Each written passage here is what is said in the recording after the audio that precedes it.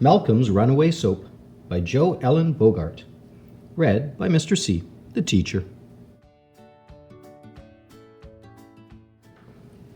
It all started with Malcolm's bath. Malcolm had been digging a hole in his backyard and was very dirty. His mother said he was too dirty to wait for bedtime. He would have to have a bath in the middle of the afternoon. "Well," said Malcolm, "if I have to have a bath in the middle of the afternoon, it's going to be a good one." He filled the tub with lots of warm water. Then he played like a seal, splashing and barking and clapping his flippers. By the time he was ready to start scrubbing, the warm water had made a slippery, squishy mess of his bar of strawberry soap. As Malcolm grabbed it to wash his very dirty knees,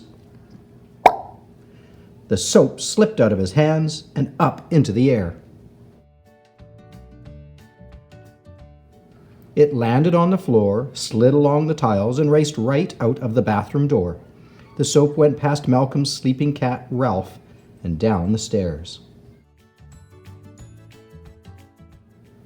When Malcolm's mother opened the front door to get the afternoon paper, the strawberry soap flew between her feet and out onto the front walk. "Wait!" Malcolm screamed. He ran down the stairs dressed in his favorite blue towel. "Stop that soap!" he hollered. "Stop that soap!" The letter carrier saw the speeding soap and ran after it. "Stop!" he called, but the soap was going faster all the time. "I've got it!" yelled Policeman Dan. Reaching up, he snatched at it with both hands, but the soap flew out of his hands and did a triple backflip. It landed in the paper boy's bag. "We've got it now," said the paper boy. He made a grab for the slippery soap, but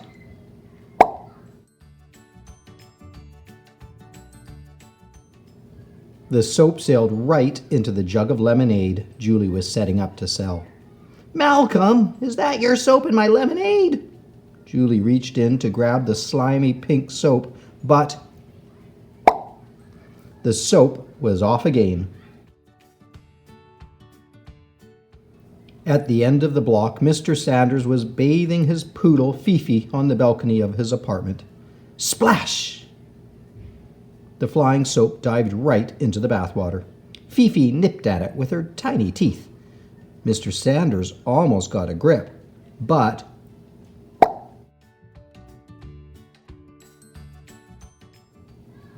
the soap landed in Mrs. Abernathy's sun hat. "Trapped at last!" shouted Malcolm. Everybody stopped running and started clapping wildly. At last the runaway soap would be caught. But Mrs. Abernathy, who didn't know she had the soap in her hat, thought the applause was for her. She blushed and gave a low bow. Gently, the soap slid down the rim of the hat and fell onto a passing skateboard. Malcolm saw his strawberry soap zooming off between electric orange running shoes. "Come back!" he shouted to the girl on the skateboard. She screeched to a stop, but the soap kept going. It flew up and into the window of a bus, stopped at the corner. A woman sat on it and the soap was off again.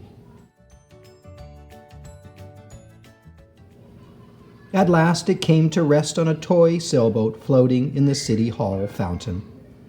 Malcolm saw his chance and leaped into the fountain. He grabbed the soap with both hands and both feet. He washed his ears and his neck, his knees and his ankles, his belly button and his elbows, and even his face. He rubbed until he had a huge, marvelous lather. He scrubbed until the strawberry soap was nothing but bubbles.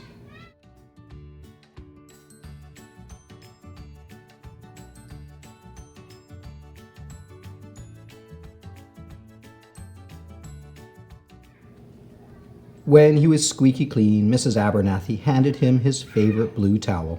Malcolm said goodbye to everyone, and Policeman Dan took him home.